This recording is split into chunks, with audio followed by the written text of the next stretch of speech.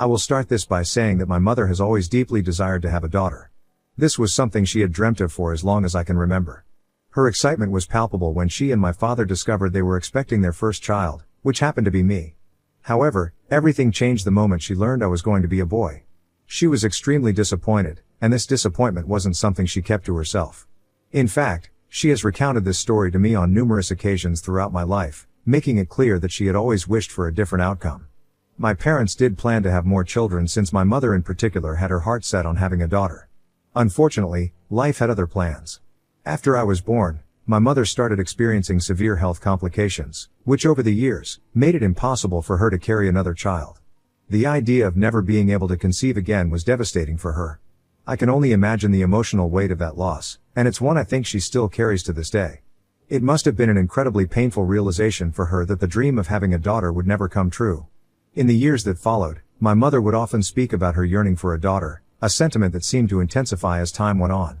I would notice how she doted on my female cousins, lavishing them with affection and attention that felt like an expression of the maternal love she had always hoped to give a daughter of her own. Whether it was through extra gifts, affection, or simply the way she treated them, there was a clear difference in how she related to them compared to me. Oddly enough, this behavior of hers didn't really bother me for much of my life. I had accepted that this was just who my mother was, and I didn't take her favoritism towards my female cousins personally.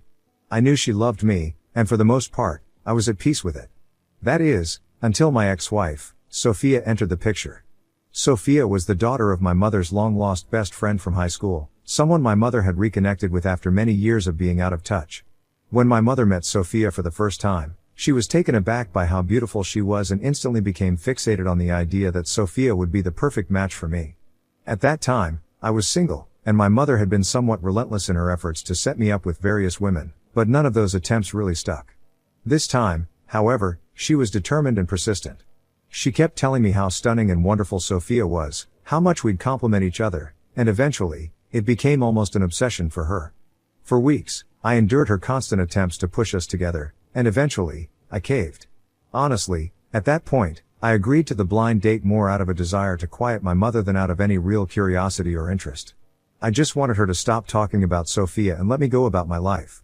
When I finally met Sophia, my first impression matched everything my mother had told me she was, without a doubt, incredibly beautiful. But as the evening progressed and we got to know each other a little better, I realized there wasn't much substance beneath her beauty. One of the first things I always try to learn about someone is what drives them, what their goals are, and what dreams they have for their future. When I asked Sophia what she wanted to do with her life, her answer surprised me. She told me, without hesitation, that her dream was to be a stay-at-home mom. That's when I felt a sense of disconnect. It's not that there's anything wrong with wanting to raise a family, but at that point in my life, I had very different ambitions. I wasn't even thinking about having children anytime soon, and I expected to be with someone who had aspirations beyond just starting a family. So, naturally, I asked her what she planned to do in the meantime before she had children, and her response left me even more perplexed. She simply replied that she just wanted to be a stay-at-home wife. I looked at her perplexed as she went on to explain that her mother had always been a stay-at-home mom for as long as she could remember, up until her dad passed away, and that, in her eyes, this was the secret to her parents' successful marriage. While I could respect that it worked for her family, it felt completely different from what I was looking for in a partner. I wanted someone with passion, someone driven by a sense of purpose, whether in a career or a personal pursuit. The idea of someone wanting to be a stay-at-home spouse from the start didn't align with my values.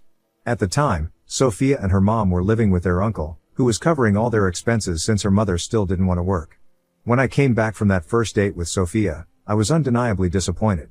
I had gone into the date with low expectations, mostly because I wanted to appease my mother, but coming out of it, I knew this wasn't what I was looking for. Naturally, my mother wasn't too pleased when I shared my thoughts.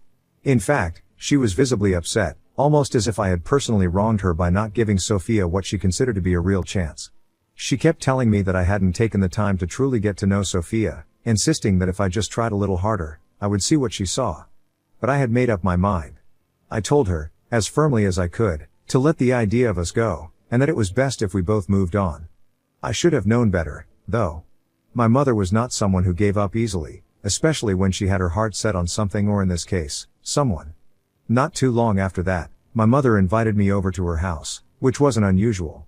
She would often ask me to come by for dinner or just to catch up. But this time, when I arrived, I noticed that Sophia was there as well. Apparently, my mother had taken it upon herself to invite Sophia over too, so she could force another meeting between us. Once I arrived, both my mother and father hurried out of the house, with almost mischievous smiles, saying, "Enjoy your date." I was absolutely mortified. Judging by Sophia's reaction, I'm sure she felt the same.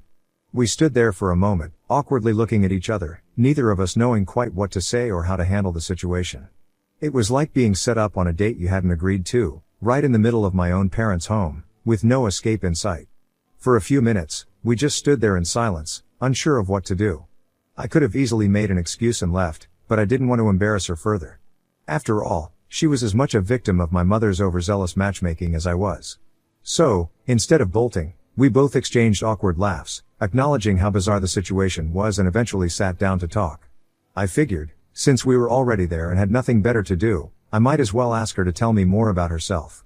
She admitted, rather openly, that she had liked me after our first date and was under the impression that I had liked her too. But then, when I never called her back or made any effort to reach out, she was left feeling confused. I told her, as gently as I could, that while she was indeed a kind and beautiful person, I felt like we had very different goals in life since she desired to be a stay-at-home wife. Sophia then explained to me that her intention wasn't to just sit around the house doing nothing, even if we didn't have children right away. She started to talk more about her volunteer work at the church, and how she dedicated her days to working with children and helping those in need. Her explanation gave me a new perspective. I started to see another side of Sophia, one that I hadn't fully appreciated before. I realized that, at her core, Sophia seemed to be a genuinely warm and kind person, or at least that's how she portrayed herself to me initially. Although she wasn't exactly driven by career ambitions or lofty personal goals, she seemed to have found her purpose in caring for others, and that level of generosity of spirit is rare. So, despite the reservations I had and the lingering doubts about our compatibility, I decided to take a leap and ask her out on another date. Sophia and I ended up dating for about a year before we decided to take the next step and get engaged. I had also been promoted at work during this period, which significantly boosted my income and gave me a sense of stability. I felt financially comfortable enough to support Sophia once we got married, which gave me the confidence to propose to her.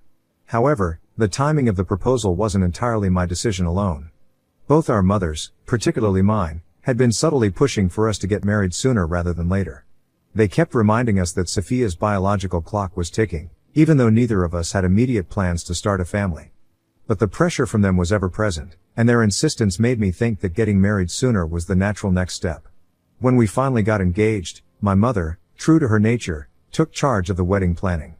She insisted on having a grand ceremony, sparing no expense, and offered to pay for the entire event herself.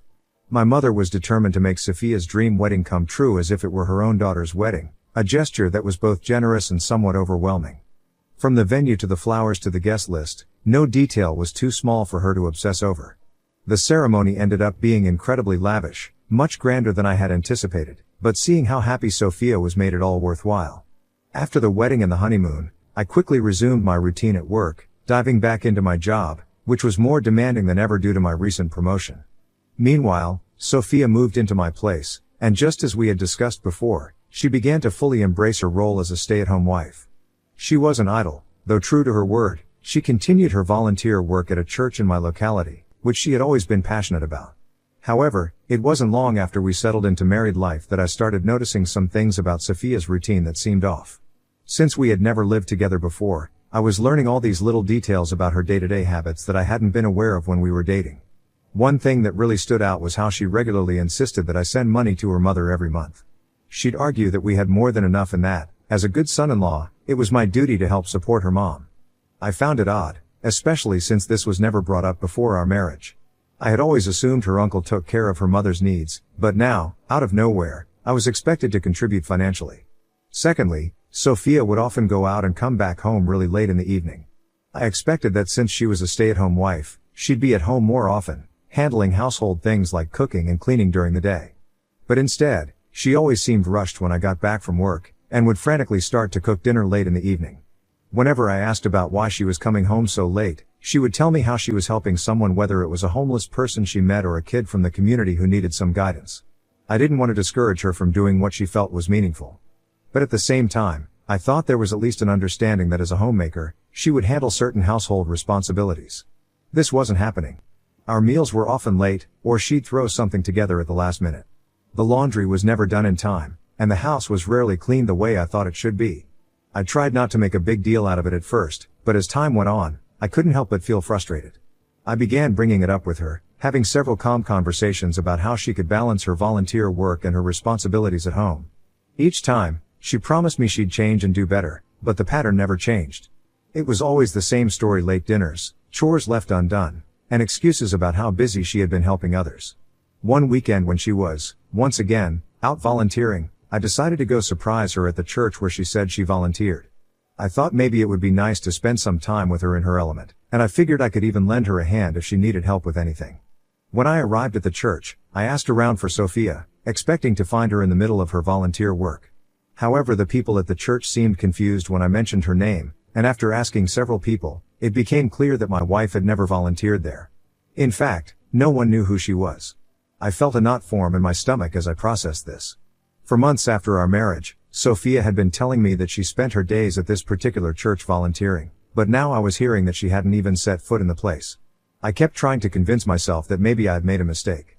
Perhaps I had misunderstood the name of the church, or maybe she volunteered somewhere else nearby.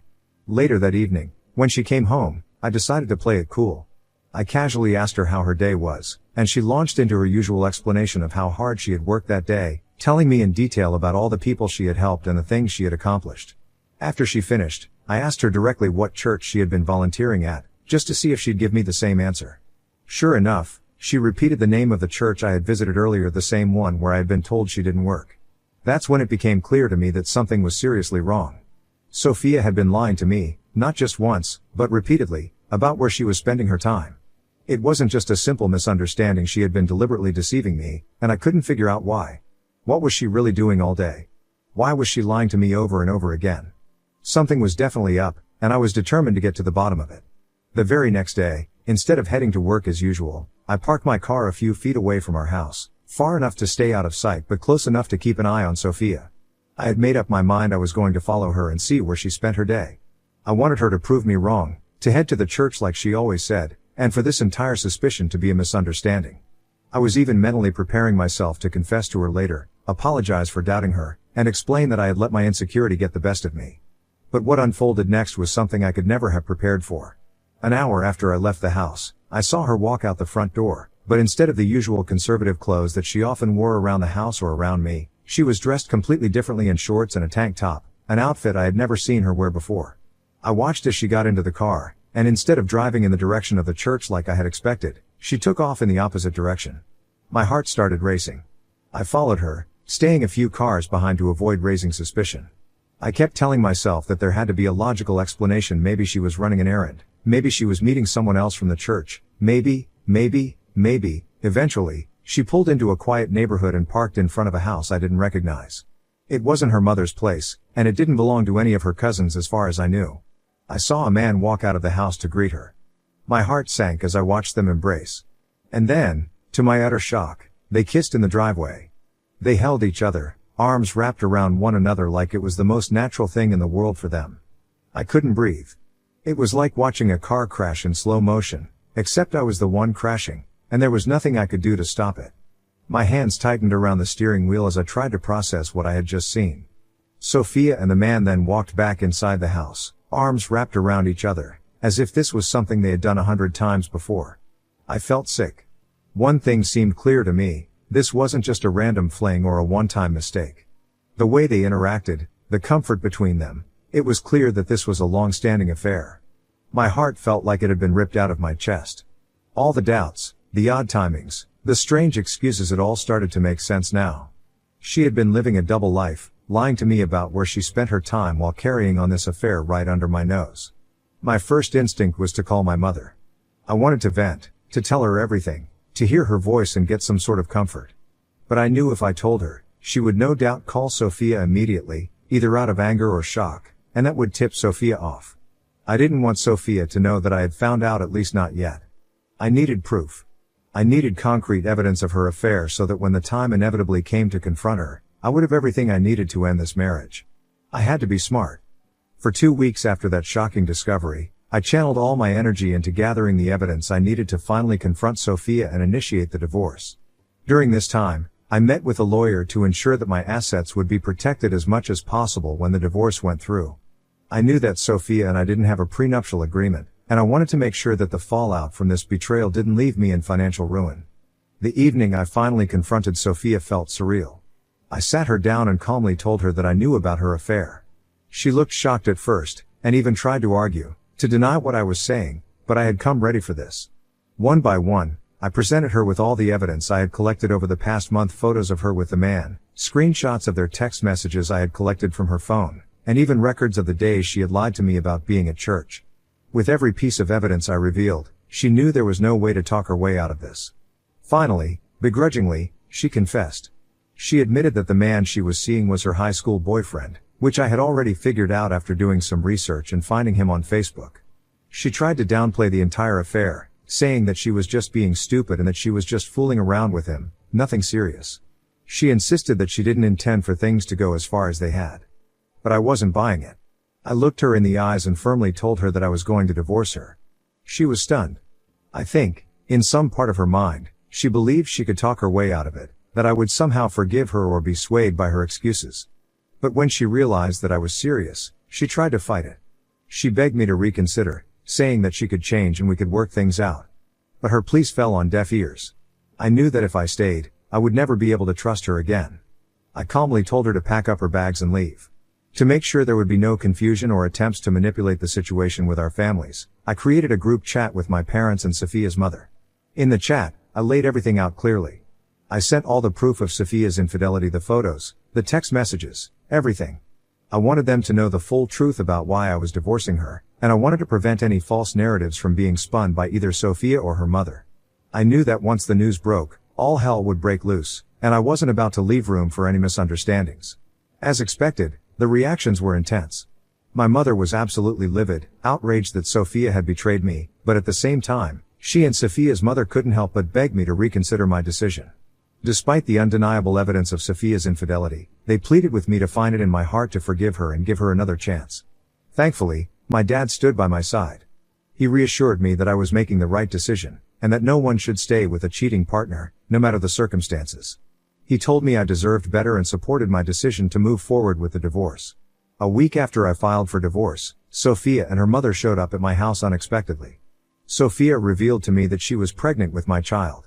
My immediate reaction was disbelief. I outright refused to accept that I was the father, given her affair. Sophia's mother lashed out at me, accusing me of ruining her daughter's life by not accepting responsibility for the baby and divorcing Sophia so suddenly. She made it seem like I was the one being cruel. Later, my own mother doubled down on her pleas. She talked to me about how children can change everything in a marriage, about how having a baby could bring Sophia and me closer, as if the pregnancy was some magical solution to the infidelity. She told me that Sophia had promised to never cheat again and that I needed to consider the child's future, not just my pride. She made me feel like the bad guy for choosing to walk away from a marriage where the trust was gone. When I still didn't give in to her reasoning, my mother, in her desperation, threatened to testify against me in court when the time came, especially if the issue of child support arose. She said she would make sure I paid for the baby, regardless of whether or not it was mine. DNA doesn't matter, family is family, she argued, implying that she didn't care who the biological father was. She was determined to claim the child as her grandchild, even if it meant going against me in court. And that is exactly what she did. True to her word, my mother testified against me during the divorce proceedings, which was one of the most painful betrayals I've ever experienced. My lawyer and I fought hard to make sure that the court understood that Sophia had been unfaithful and that there was a very real possibility that the child wasn't mine. But my mother and Sophia's mother testified that Sophia's affair wasn't anything sexual, downplaying her infidelity as if it had been some sort of an innocent mistake. They even argued that because Sophia and I had been intimate just weeks before our separation, right around the time I had discovered her affair, the baby must be mine only. Thankfully, in the end, the judge ruled that they couldn't make any final decision regarding child support or paternity until after the baby was born and a proper paternity test needed to be conducted. Only then would it be determined whether or not I was the biological father. I was relieved. It felt like a small victory in what had been a draining and painful process. At least now, I wouldn't be forced into supporting a child that might not be mine without solid proof. But my mother, Sophia, and her mother were furious with the outcome. My mother, later, came up to me and told me how she wished I was not her child and that if I was truly a man then I should pull my pants up and accept Sophia's child as mine, regardless of what the paternity test proves. Over the past months, my mother has gone around bad-mouthing me to everyone in our family, painting me out as the villain who destroyed my marriage over what she insisted was just Sophia's one-time mistake.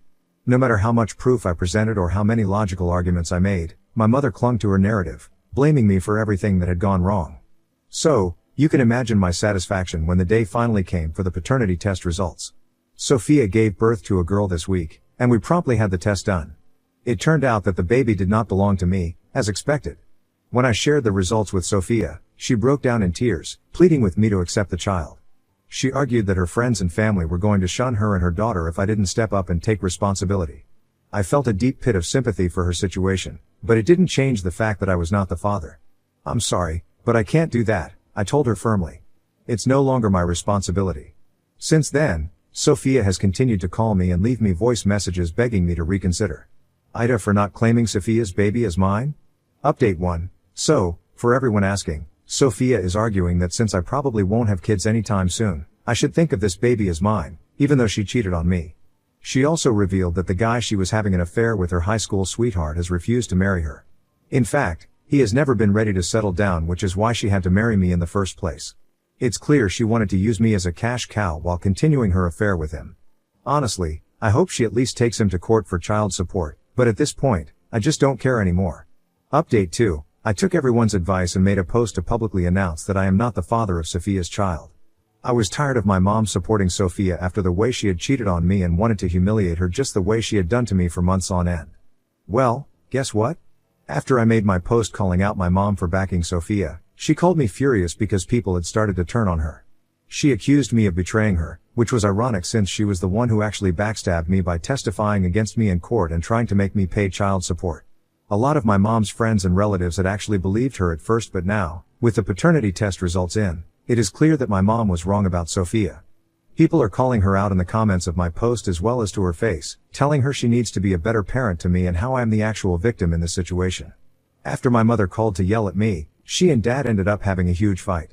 He was fed up with her constantly bullying me and threatened to leave her if she didn't drop her crazy idea of forcing me to accept Sophia's child, even though it's not mine. Update 3. It's been 5 months since my last update. My parents have decided to separate this past month. This is because my mom has refused to change, and has even started calling herself grandma to Sophia's baby. She's been giving Sophia money every month and even volunteers to babysit her child. It seems like she's finally living out a dream of having a long-lost daughter just like she had always wanted. However, my dad has grown tired of this as he feels this is borderline inappropriate and wants nothing to do with Sophia or her child. This has resulted in multiple fights where my mother has refused to take accountability. As a result, my dad has moved out and has been staying with me. It breaks my heart that my mom is choosing to focus on my cheater ex-wife's daughter over her own family. Anyway, my dad will be talking to a lawyer this week and moving forward with the divorce.